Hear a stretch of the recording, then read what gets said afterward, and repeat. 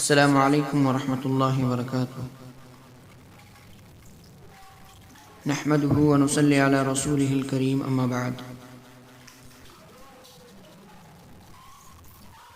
میرے محترم بزرگوں، دوستوں، عزیزوں، میں آپ حضرات کے سامنے ایک بڑی افسوس کی بات لے کر کے حاضر ہوا ہوں۔ افسوس یہ کہ میں مولوی کیوں بنا۔ کبھی بچپن میں بڑی تمنا تھی کہ اللہ حافظ قرآن بنائے۔ والدین کی دعاؤں اور استاذ کی محنت سے یہ مرحلہ مکمل ہو گیا۔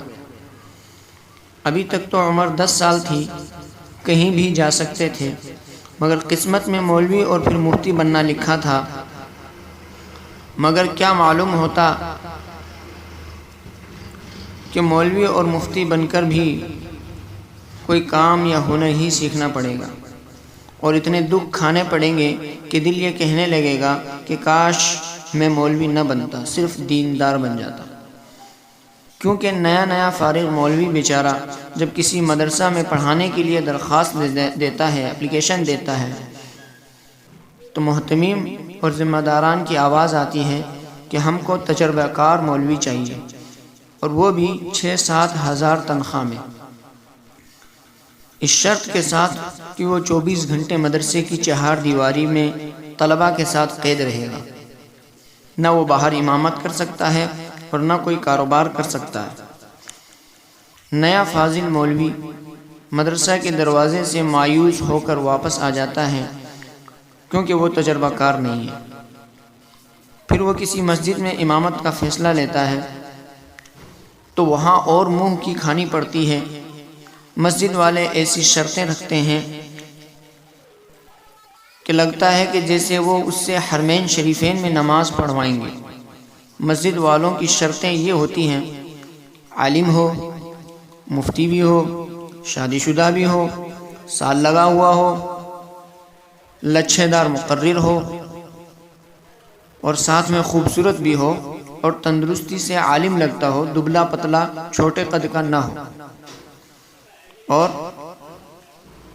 مسجد میں رہنا ہے، مسجد میں حاضر رہنا ہے، کہیں غیر حاضر نہیں ہونا ہے، زیادہ چھٹیاں نہیں کرنی ہے، ٹیوشن نہیں پڑھانا ہے، دوسری کوئی خدمت نہیں کرنی ہے، دوسرا کوئی کاروبار نہیں کرنا ہے، صرف امامت کرنا ہے، اور مسجد کے تحت جو بچے ہیں ان کو پڑھانا ہے۔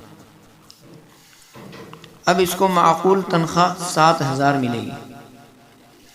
عام طور سے ہر مولوی کے اندر یہ شرطیں نہیں پائی جاتی ہیں، خصوصاً نئے مولوی میں۔ چنانچہ وہ نوجوان عالم مولوی جو ایک جذبہ اپنے دل میں لے کر نکلا تھا کہ امت کو دین سکھاؤں گا، ان کو نماز سکھاؤں گا، ان کے بچوں کو عالم دین بناؤں گا اور علم دین پڑھاؤں گا، اب وہ اپنے جذبہ پر خاک ڈالتے ہوئے مایوس ہو کر واپس لوٹ آتا ہے، اور اب اس کو کچھ سمجھ نہیں آتا کہ وہ اپنی زندگی میں کیا کرے۔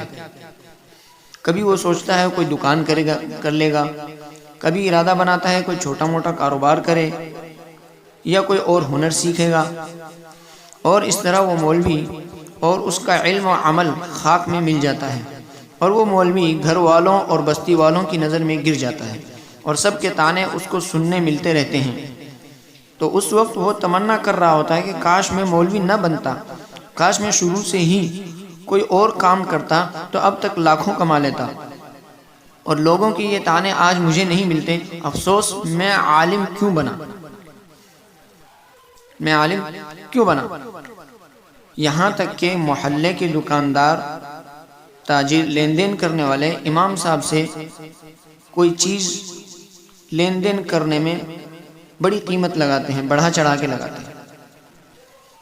اس لیے مسجد و مدارس کے ذمہ داران سے درد مندانہ اپیل و گزارش ہے کہ خدا کے واسطے ان نوجوان عالموں کی اس طرح کی شرطیں لگا کر ضائع مت کیجیے، ان کو پیار کے ساتھ کام پر لگائیں، اور یہ تمام الٹی سیدھی شرطیں نہ لگائیں، ورنہ یہ نئے عالم اسی طرح ضائع ہوتے رہیں گے۔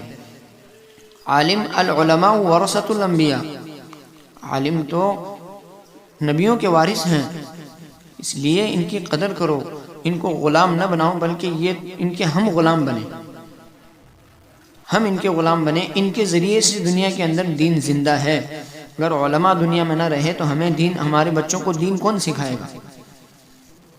ان کو ذمہ داری دو، انشاءاللہ یہ امت کے نوجوان نئے جذبہ کے ساتھ کام کریں گے۔ اللہ اس امت کو خصوصاً مدارس و مساجد کے ذمہ داران کو سمجھ عطا فرمائے، آمین یا رب العالمین۔ وآخر دعوانا الحمدللہ رب العالمین۔